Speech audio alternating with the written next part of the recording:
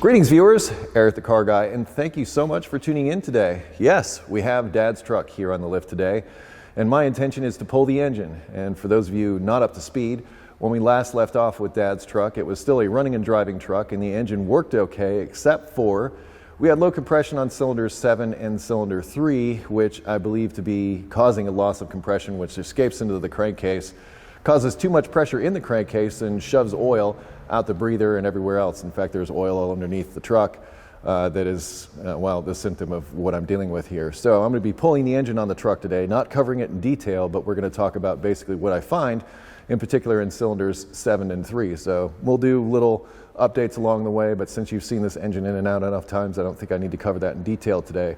What we're really interested in is what the heck went wrong with this engine. So I'm to the point where I'm draining the oil. And I'll be honest, I don't necessarily like what I see. Now, I know that the oil that I put in is Schaefer oil, so it's got sort of a green look to it when you first put it in. But when I looked at the drain plug, and sadly I already wiped it off, it had what looked like a little bit of metal bits, and it also had sort of a brown goo on there that looked like moisture was getting in here. Now, it could be condensation. It's not like I drive this thing a lot, but I am concerned about what I've seen so far. I'll keep you posted. The engine is officially out of the truck. Now it's time to tear it down, find out what's going on with it, find out what went wrong, fix it, put it back in, and motor on down the road. Wasn't too bad getting it out. It took me about 2 or 3 hours because I'd forgotten about how some of the stuff went together, but otherwise it seemed pretty straightforward to me anyway. And we're back, and nothing changed for you, and you're like, what? But what I did was I let it sit overnight, and I left the drain plug out and just let it drip down into the pan. I did get a little better picture. I just took a quick shot of the oil that was draining out. You could clearly see that there was moisture in it. I think from condensation. I don't think there's a head gasket leak or anything like that. But the block plugs were also removed so that anything that was left in there could drain out, because even though I've done all that, I know as I spin this thing around in the engine stand, I'm going to see stuff dripping out, because that's just how it happens. Engine stuff is messy. So my next step is to tear this thing down. I'm going to start by removing the intake and the cylinder heads. Well, then we'll get the oil pan off, and then we'll get cylinders in particular, 3 and 7, out of here and get a look at those first probably, and the rest of the cylinders as well. I'm sure a lot will be reeled once we get the cylinder heads removed. But let's get to that. What I did find, just as an FYI for those of you with ProFlow 4 systems, is these clips. I don't know if there's a special magic trick to it, but I found them somewhat difficult to deal with, so I just left this on. I actually designed my whole system so that all I had to do was unplug this plug and take it out, so I was happy to have done that.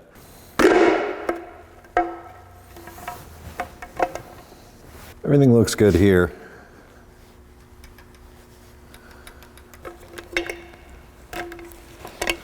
Once again, nothing seemingly out of the ordinary.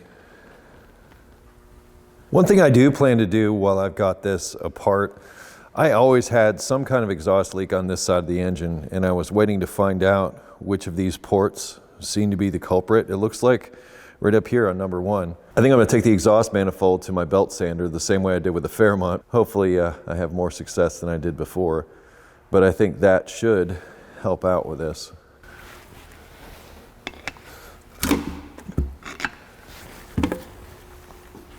Everything, once again, looks awesome. Like, none of this stuff looks damaged or hurt in any way. It almost looks like I assembled it last week.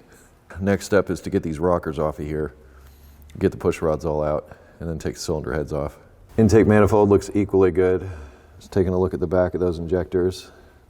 They don't look bad. That one down there looks a little weird though.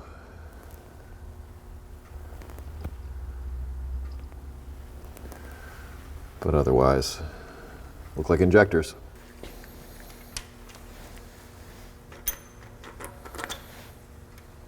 I organized everything front to back and obviously left and right so that I can keep track. Don't know how long it's going to be before I reassemble, so I want to make sure that I leave myself the breadcrumbs to make it easy for reassembly. I'm going to do a little preemptive thing.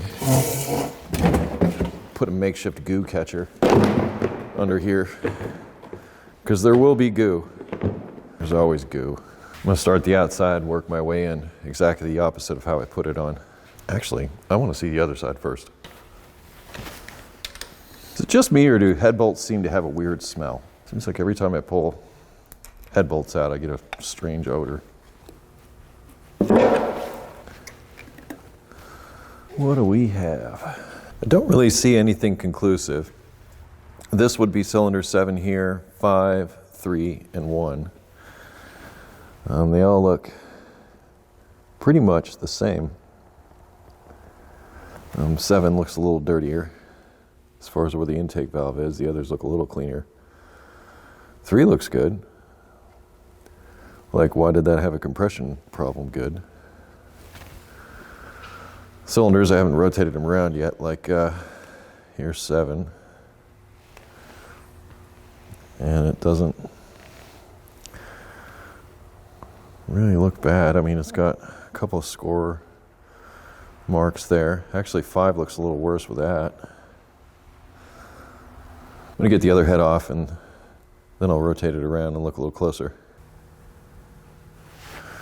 So when it does come loose, it can't fall off. Probably should have done that on the other side.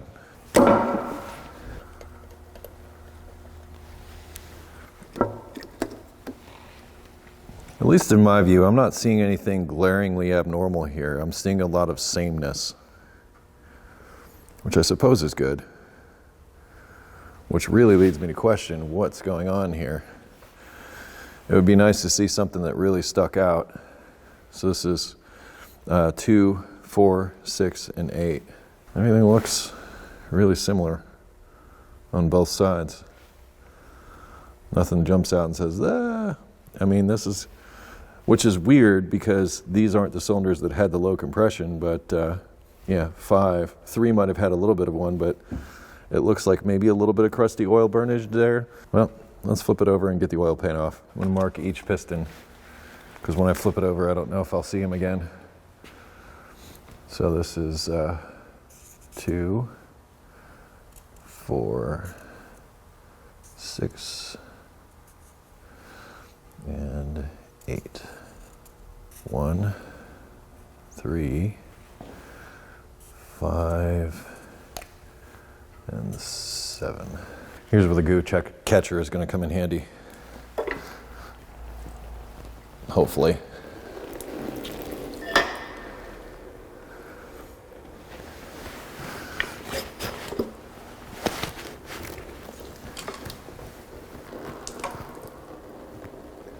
Yeah, I'm going to take those shackles off. Oh, that's no bueno. I'm glad I went there because that one's loose.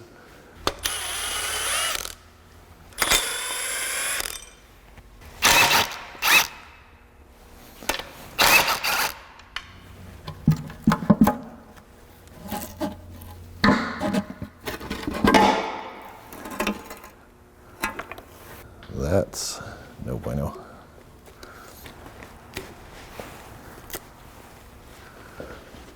What is this?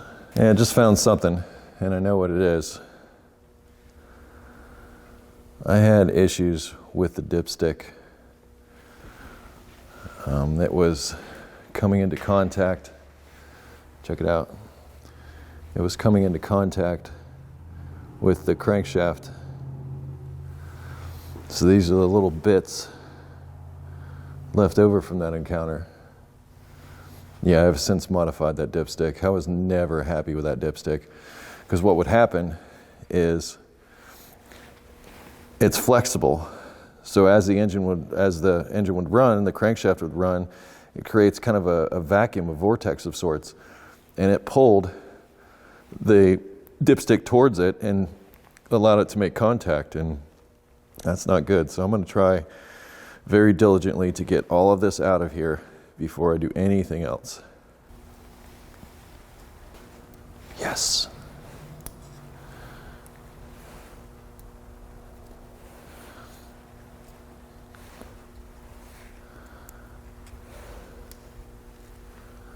I saved the culprit.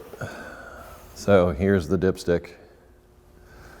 that just disintegrated in here. Like I said, it came in contact with those crank weights, and we're picking out the remnants of it now.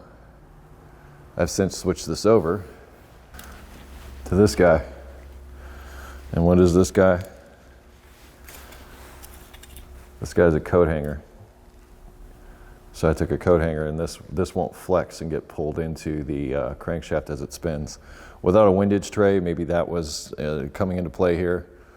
Not sure. Maybe if I don't find anything, a windage tray might be my fix. I'm not really sure.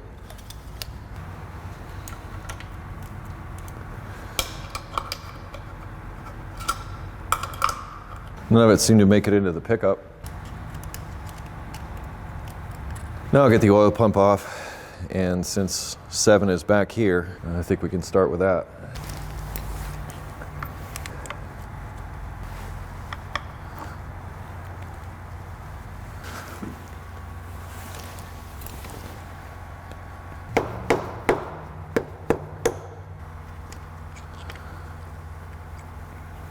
Bearing doesn't look bad.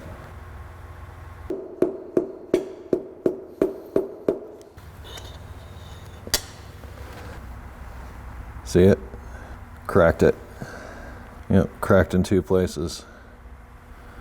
There and there. I'm going to go down the line, pull out the rest of the pistons, and then we'll go over everything that I find as soon as I figure out where I put my ratchet. Here, ratchet. All the crank journals and everything look fine. They look pristine, in fact. So I'm very happy that that part of it isn't an issue. I'm going to flip it over now. I'm going to try to show you some of what I'm seeing here. You see along that top ridge there? There is some pitting and some issues on some of these cylinders. And that's all in the area above the rings. I have some damage on the top of the pistons that sort of matches this, but it's all above that top ring. So I don't know if that's going to be a real problem or not. This is cylinder 7. 5. There's a good one. I didn't wipe that one down enough. That's what that residue is. Cylinder 3. Pistons are what really took the hit here.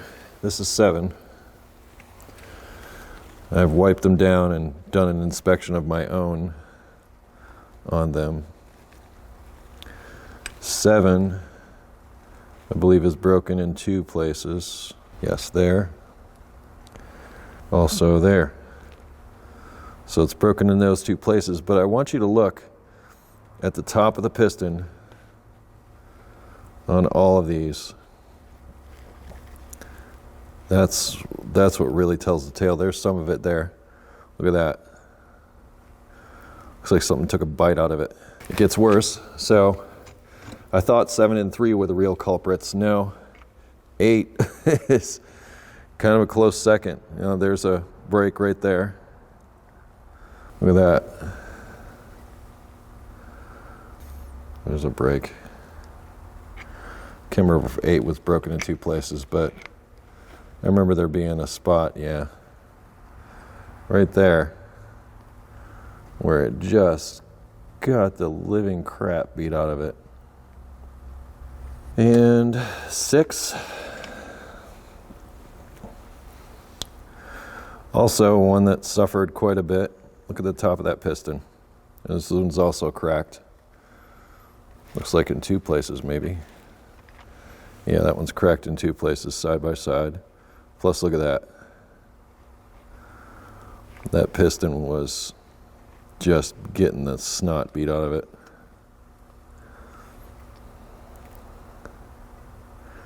5. The pistons in the back seem to be the ones that got it the worst. Now check out the top on 5. Look at that. Chunks. Literal chunks. It just totally destroyed that piston. This should be 4. So once we get up towards the front of the engine, I don't really see the cracks so much, but the tops of these pistons are annihilated. Yeah, there we go.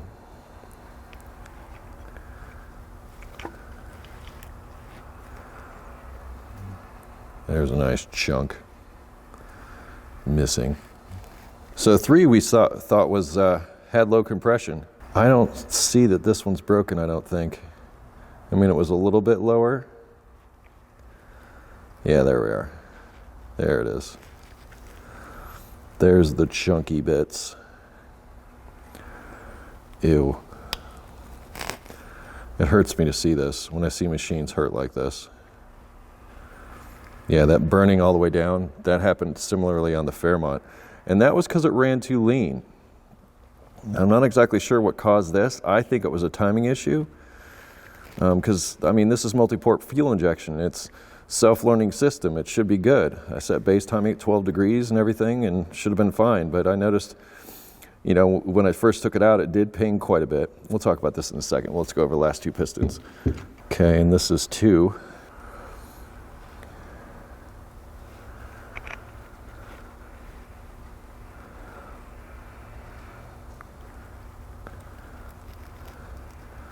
So not so bad on 2. And finally, 1.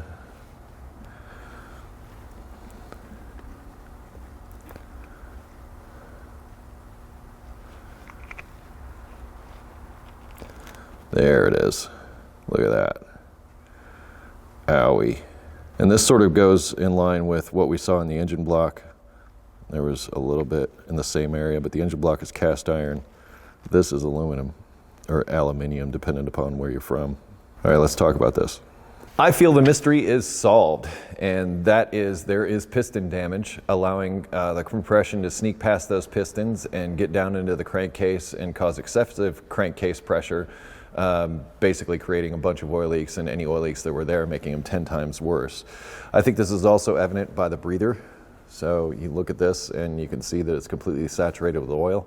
It shouldn't be that way. Also, going back to the compression numbers, remember these from way back when? It's interesting that things like cylinder number 5 had 155 compression at the time, yet number 5 piston was pretty well wrecked. So the compression numbers only seem to tell part of the story. Number 8 was also a little low, and 6 and 8. I think on a new engine, I should have seen everything all the same. I should have seen all 150s, I think, and it's weird that I saw 155 on 5. I'm not really sure I can account for that. What caused this? Well, I have a theory, but I can't say I know exactly. Now, the similar thing happened on the Fairmont, and that was due to it running lean during its initial tuning. And that's caused too much heat in the combustion chamber and basically destroyed my piston and my piston rings. In this case, I don't think that's the case because we're not running forced induction, multi-port fuel injection system with a base tune in it. And it's, I mean, the cam isn't radical either. So I don't think it was a question of it running lean. I don't think this was a mixture problem. I think this was a timing problem. And I say this based on the fact that when I first took the truck out for its initial ring break-in and I pinned it to the floor, that thing pinged like crazy. And I was like, whoa, and I backed off and I was sort of gentle with it. But any acceleration, any throttle would result in some pinging. So I brought it back, and in order to get the pinging to go away, I had to take the timing way back. Now, I set base timing. You know, you take the computer out of the equation, you set it to 12 degrees. Was the setup. So that was locked in, that was set. But you can go in and adjust it. Now, I noticed that I think the tune that they had in there had it at 30 degrees of total timing, which means the amount of timing, the maximum amount of timing that you can get, you know, with the advance and everything. And I kept backing it off from that, and I think I had to get it down to somewhere like maybe 5 or 6 degrees of advance. Like that's all it would give in order for it to stop pinging. Now, the thing about detonation and pre-ignition is like by the time you hear it, it's too late. So if you put it on a scale to 1 to 10, you don't start hearing that stuff until like it's at 7. And by then it's too late. And that's where we're at. I've been ruminating on this post-dissection, and I believe I've come up with a theory as to what happened to those pistons. And I think detonation is what caused that damage. And for those of you not familiar with what detonation is, Detonation is a flame front that is started in the combustion chamber that was not ignited by the spark plug. And it can happen either before or after the spark plug ignites. During normal combustion, what happens, the piston comes up, compresses the air-fuel mixture, and the spark plug at just the right time lights that mixture off and sends the piston down, thus turning that chemical energy into mechanical energy, and all is right with the world. When detonation happens, the piston could be coming up and a flame front starts, or it could be already up and several flame fronts start and just start beating the crap out of the top of that piston. And the evidence, based on what I just showed you, is what you get as a result. Now, I have a theory as to what caused that detonation, and I think the compression ratio of the engine was too high. I was running flat top pistons, and you might remember from when I went to the machine shop that the machinist had also decked the block. In other words, machined the top of the block so that when the piston came up to the top of its travel, it was flush with the top of the block. And we square decked the block, set it to a 9-inch deck height, and that'll put our compression ratio where we want it to be, because it was actually the pistons would have been about 25 thousandths in the hole, and we want them flush. We want them zero, right flush with the deck of the block. Now, smaller combustion chambers and higher compression makes for more power, which is excellent. But when I ran my numbers through the compression calculator, it came out to 11-to-1, which in my opinion for pump gas and an engine like this is too much, and could cause things like detonation and the damage that we saw. In fact, I think I damaged this engine from the moment I took it out. And I'm basing this theory in part on my experiences here. But the first time I took it out, I didn't record it, and sorry about that, but I hit the gas to break the rings in and all that, and it started rattling like crazy. That's when the dipstick blew out. That's when all the oil came out. And honestly, I think that's when that engine broke. I think from that moment on, it was broken. And the reason why I say compression ratio is because I couldn't get it to stop pinging with any amount of throttle until I'd backed the timing way off. Initially, the ProFlow 4 system sets it up for 28 degrees of total timing. And that is not a whole lot. Well, that's let's call it a safe amount of timing. And I had to back that down to like maybe 5 degrees of advance off of the 12 degrees base timing that it had in order to get it to behave, to stop pinging so that I could drive it. So I'm saying the compression ratio was high, causing detonation. Now, I've obtained a set of low compression pistons from Summit that I intend to install to bring the compression ratio down. And with these lower compression pistons, my compression ratio should come in the neighborhood of 9.87-to-1, so just below 10-to-1. And that, I feel, for this engine on the street, on pump gas, is going to work out. I mean, I'll put the thing together and we'll find out. But I think ultimately that's what happened. And I'm sure you're going to offer your opinions down in the comments, and I'm curious as to read them, and as far as the damage that you saw here and based on what I've just relayed to you. So if you have further questions, I'll try and answer them, but this is the direction that I'm going. I'm putting lower compression pistons in, and I believe that's going to solve the problem once and for all. Not faulting the machinist or anything like that on there. I never asked what the compression ratio was, and we never really discussed it other than, I wanted to drive the truck on the street. That's about as far as we got with it. But I'm not going to try to lay blame here. I'm just going to try to fix the problem and move on so I can drive my stinking truck. That's all I really care about. Anyway, if you have automotive questions, I'll put a link in the description to EricTheCarGuy.com. I'm also going to throw a link to that compression ratio calculator because I thought that was kind of useful. So check the description for that and additional videos and information. Please be sure to like, comment, subscribe, share the video with the world. Appreciate it when you do that stuff. Be safe, have fun, stay dirty. Thank you so much for watching today, and I will see you next time.